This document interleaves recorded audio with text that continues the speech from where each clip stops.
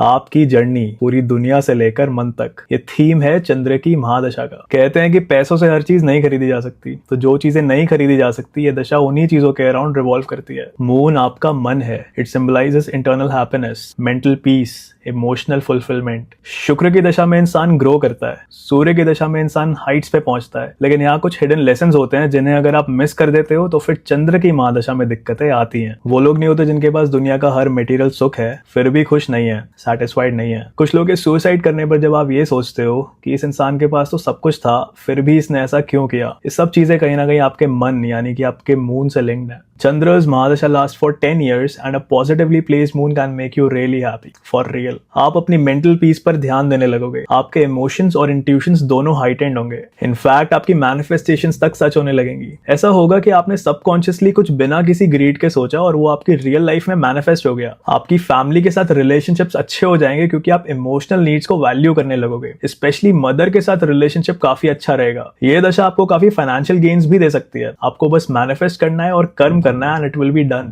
आप स्पिरिचुअली भी ग्रो करोगे इस दशा में और आपको ये रियलाइजेशन होगा कि although money is important but कुछ चीजें मटेरियलिज्म से भी ऊपर होती हैं। चंद्र की महादशा के नेगेटिव इफेक्ट्स के लिए मून का नेगेटिवली प्लेस होना जरूरी नहीं है, क्योंकि सही मायने में इसके पॉजिटिव रिजल्ट्स को वही लोग एक्सपीरियंस कर पाते हैं जो सूर्य की दशा में अपनी ईगो में कंज्यूम नहीं होते। जो इंसान एरोगेंट हो गया उसके पर्सनल, प्रोफेशनल सब तरह के रिलेशनशिप्स में स्ट्रेन आएगा। ये लोग चंद्र की महादशा में इमोशनली अनस्टेबल हो जाते हैं। इन्हें ऐसा फील होगा कि मेरे पास सब कुछ होकर भी कुछ नहीं है, और ये इंस्टेबिलिटी, एंजाइटी, डिप्रेशन किसी भी हद तक जा सकती है। अब अगर मन शांत नहीं होगा तो रिश्ते तो खराब करेगा ही, साथ में फाइनेंशियल लॉसेस भी करवाएगा। सोल्यूशन जितना सिंपल है समझने में उतना ही डिफिकल्ट है एग्जीक्यूट करने में। You have to make sure that you are always humble, that you are always grounded. जितनी ऊंचाइयों तक जाना है जाओ, लेकिन पैर हमेशा जमीन पर ही रहने चाहिए। बाकी मन को शांत करने का the best way out is always meditation, trying to connect with your inner conscious. But ये सब एक जनरल थीम डिस्कशन है। सबके एक्सपीरियंसेस में एक इंडिविजुअल ब्लेंड होता है क्योंकि सबके चार्ट्स अलग हैं। तो if you're looking for some specific answers, you can always DM us and we will connect you with a shamanic.